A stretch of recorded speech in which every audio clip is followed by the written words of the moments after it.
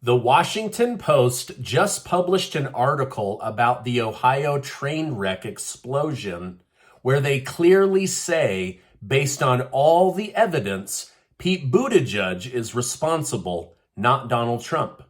Dr. Fauci could be in big trouble as the lab leak theory grows legs, and the Senate wants to follow the money trail back to the problem. Also, one of Hunter Biden's business partners was arrested and now says he's willing to come forward and prove that Hunter and Joe Biden were breaking the law. Thank you so much for liking and sharing these videos. It really helps me out. Please share this video with your family and friends. All right, now make sure to listen to the end. This is the last day of the $10,000 cash giveaway where 10 of you are going to win thanks to generous video sponsors. Also, I just released a new interview with Colonel Douglas McGregor that goes deep into what's really going on in Ukraine and how we get out of this war without triggering World War III. It's a great video. All right, let's jump in. Republican Senator Mitch McConnell has accused Transportation Secretary Pete Buttigieg of pursuing press coverage for woke initiatives and climate nonsense rather than attending to basic elements of his day job. Buttigieg responded to McConnell by stating, "Climate is not nonsense. Dealing with climate change is one of the biggest things that people like me and people like him will be remembered for after we're gone." So basically, Pete Buttigieg is saying, listen, more than watching trains, planes, and automobiles and making sure that Americans are safe, I'm going to focus my time on global warming. Now, Republican lawmakers aren't the only ones coming after Buttigieg. Glenn Kessler of the Washington Post has debunked a claim by Pete Buttigieg. That claim is that he made was that the railroad disasters that keep happening across the country, specifically the big one in Ohio, was a result of Donald Trump changing rules around the train industry. Now, after hearing these accusations against Trump, Kessler wanted to write an inflammatory article about Trump, proving Buttigieg was right. However, he stated, "We decided to examine every possible regulatory change made under Trump that could be related to the accident and assess whether it could have made an impact.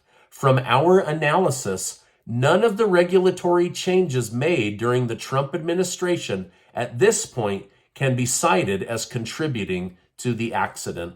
So even the Trump-hating Washington Post is saying this isn't Donald Trump's fault and that Pete Buttigieg needs to grow up and do his job.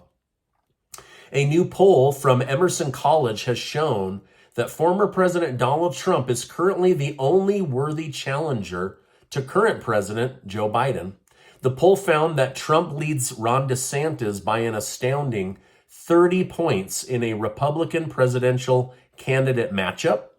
When it came to the presidential run, the poll found that Trump leads Biden by a full 4 percentage points, while DeSantis trails Biden by 4 points. If you ask me, I feel like the hype around DeSantis is already starting to die out. But maybe that's because he hasn't officially thrown his hat in the ring. But as of right now, it looks like this is going to be a Trump versus Biden rematch. Republican Senator Tom Cotton has reacted to the recent report released from the Energy Department, which claimed that COVID most likely originated in a lab. Now, I found out today this report was not released. It was leaked by somebody. Senator Cotton was previously accused of being a conspiracy theorist for claiming that he believed the virus came from a lab. But after this info was released, he stated, "The only conspiracy here was a conspiracy of silence among the left in America." Cotton further claimed that anyone who looked at the facts on the ground in Wuhan and says this virus most likely came from that lab, yet when it doesn't play into their ideological preconceptions, the left simply wants to silence all dissent.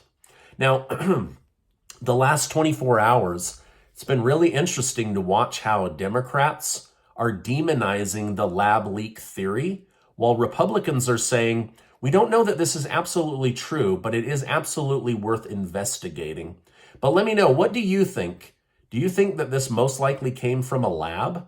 Or did it really come from a bat, even though they've never found one single bat with COVID-19? Let me know your thoughts down below. But why do you think Democrats would be demonizing the lab leak theory? Is it because it points fingers back at their beloved Dr. Anthony Fauci? All right. In fact, Senator Joni Ernest is recommending an immediate Senate investigation into the origin. She said it's time to follow the money trail to see where it leads, and she believes that that money trail will lead to Wuhan, China, in a lab that was funded by Dr. Anthony Fauci, the NIH, and the U.S. State Department. No wonder they're trying so desperately to bury the story, make people think that it's garbage for believing that this could have leaked from a lab, but worst of all, shaming people for having courage to use their own brain.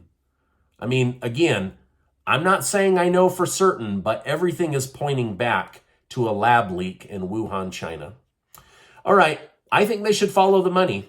I don't know what you believe, but we've already learned how much the government tried to control the narrative and tried to control us with our actions, our behaviors, who we could be with. Oh, don't you go talking to people at Thanksgiving. You guys might use your brains and figure out what's really going on. But the truth will eventually come out. It always does. All right, even the Wall Street Journal is now agreeing that this likely leaked from a U.S. taxpayer-funded lab in China. So I'll continue to research and get back to you. All right, now this is a big story. One of Hunter Biden's business partners was arrested in the Mediterranean, according to an Israeli newspaper, in exchange for lighter treatment and a lighter sentence. He said he's willing to spill the beans on Hunter Biden's illegal business dealings and show proof that President Joe Biden was in on deals having to do with the Chinese communist energy companies in order to get access to cheap American energy. I wonder if this had anything to do with selling millions of barrels of strategic petroleum oil to China. Oh, no, probably not. Now, this business partner, Gal Luft, said he tried to go to the FBI with this information before the 2020 election, but his testimony and the information was taken and never used. He said he is willing to share it now with the press if the FBI aren't willing to cooperate. I mean, wow. They took his testimony. They had the evidence and they buried it. It seems like they did this before. That's because they did. The truth is starting to come out, right? Now, Representative Issa from California said he plans to open an investigation and is asking for all whistleblowers to come forward and testify quietly, privately, anonymously to his office, because they are now going to start a bigger investigation. All right, just after U.S. Treasury Secretary Janet Yellen visited Ukraine, where she discussed another $10 billion in U.S. taxpayer money aid, Russia's Kremlin has issued another serious warning. He argued that the West is blocking negotiations by continuing to pump weapons into Ukraine.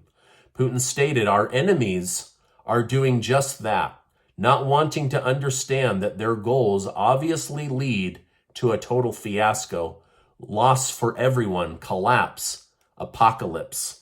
So Putin says that nobody in the West wants to negotiate peace with him. All they want to do is continue to give money and weapons to Ukraine. So who's really keeping this war going, he says. All right, now let's end with a positive story. It's been a lot of heavy news, right?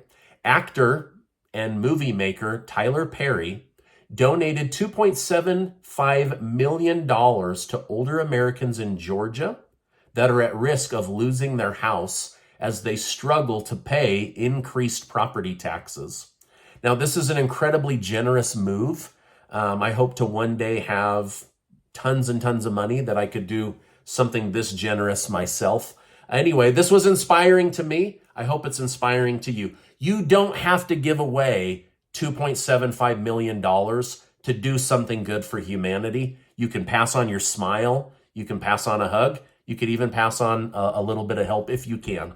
Now, Casey and I are trying to pass on a little bit of help. We're giving away $10,000 in cash thanks to generous video sponsors, and that is going to end here in the next 24 hours. So go follow the link, get your name entered. You will be, if you are a winner, you'll be told via the email you used to enter. Now, be careful. I won't be telling you in the comments section, and I will absolutely prove that I am who I say I am, because there's a lot of scammers, unfortunately, on YouTube. So use wisdom. Don't get too excited, but you'll know for a fact if you are a winner and that it came from me. Now, before you go, I want to remind you that you are amazing. I really, really believe that, and I appreciate you stopping by today. Make sure to check out this important interview between Colonel Douglas McGregor and myself as we go through what's really going on in Ukraine, the corruption, and how, unfortunately, Ukraine will be destroyed if NATO doesn't act now. It's a very good interview. I'll put it right here. Now, before you go, please hit that subscribe button. And there's a lot of places that you can be getting your news today, so I appreciate you stopping by today, and I will see you on the next video.